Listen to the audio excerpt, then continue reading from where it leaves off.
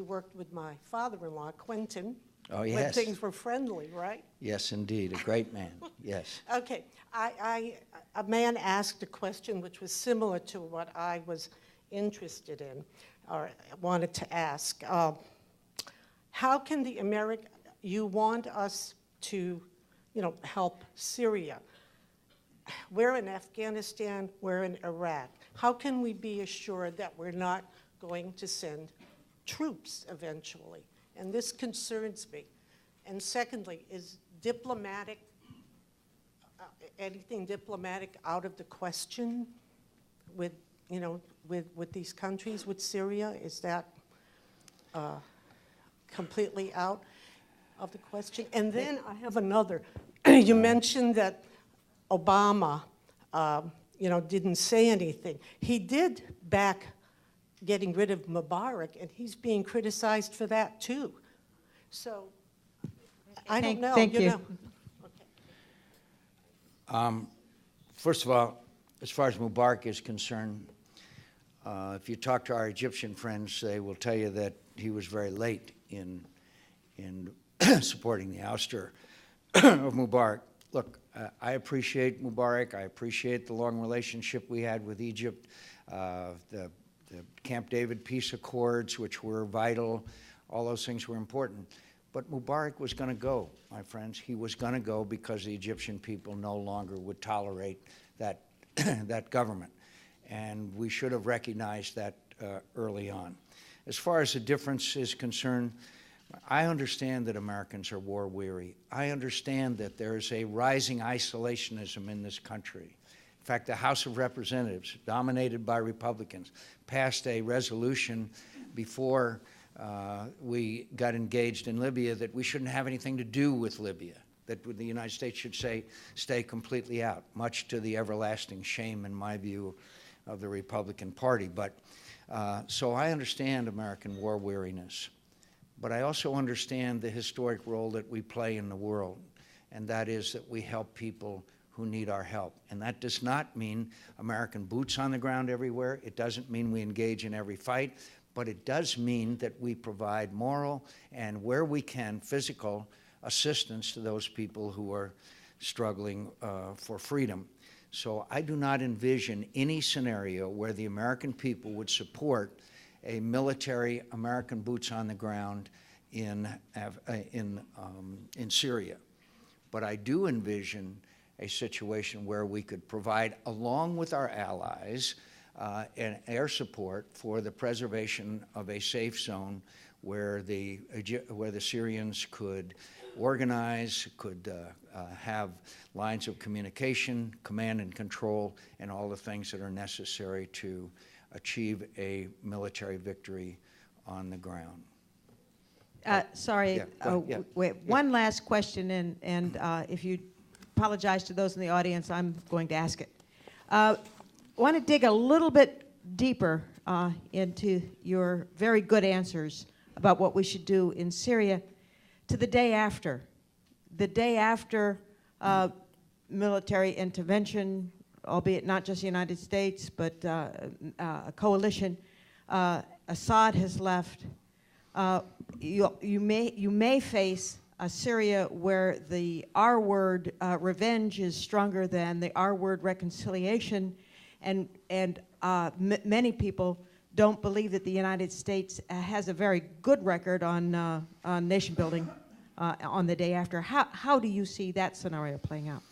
I think it's going to be very dicey. I think it's going to be very difficult. I think the longer this conflict goes on, the longer the reconciliation process will take place.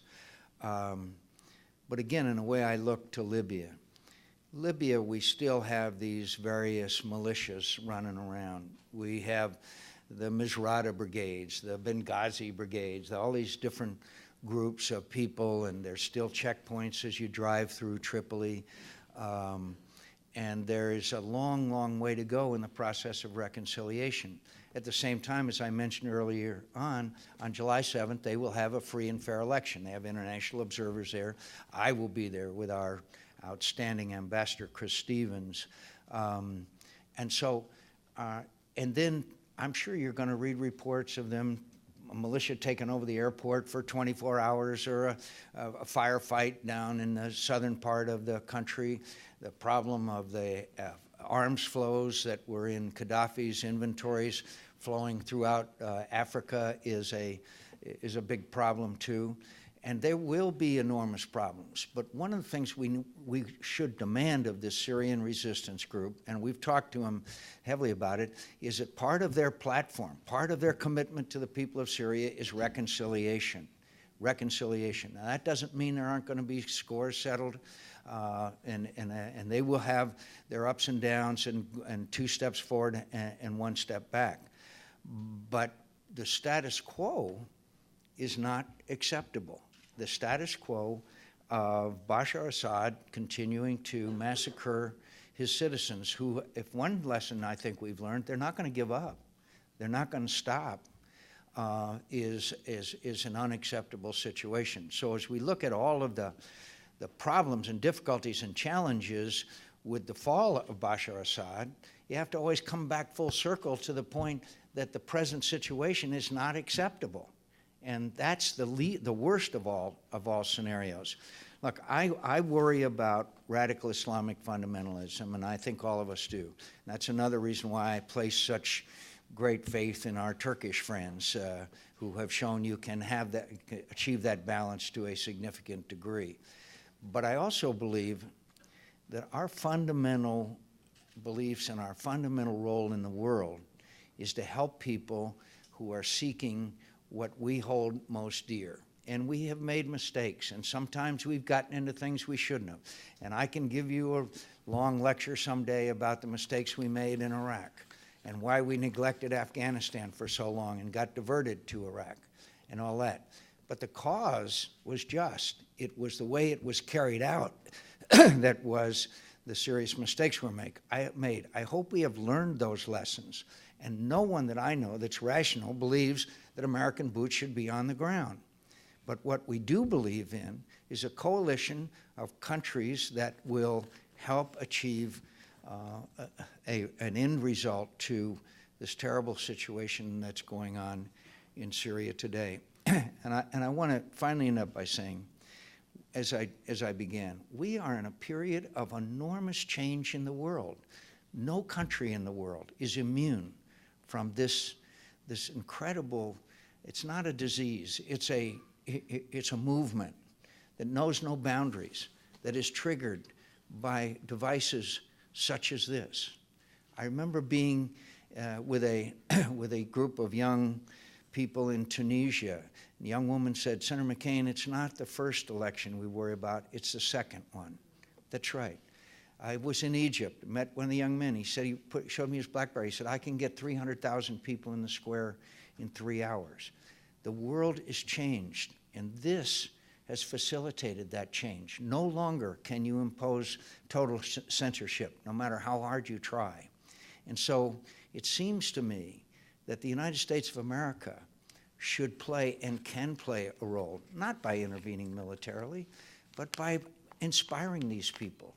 The way our beloved Ronald Reagan did during the Cold War, the way that Harry Truman stood up when the American people were war-weary, the way that leaders throughout our history has. And that's the heritage and greatness of America that I think calls for American exceptionalism. Everybody has called the 20th century the American century. I believe it's still possible for the 21st century to be called, with a new relationship with nations throughout the world, a partnership, that the 21st century could also be called the American and friend century. Thank you. Thank you very much.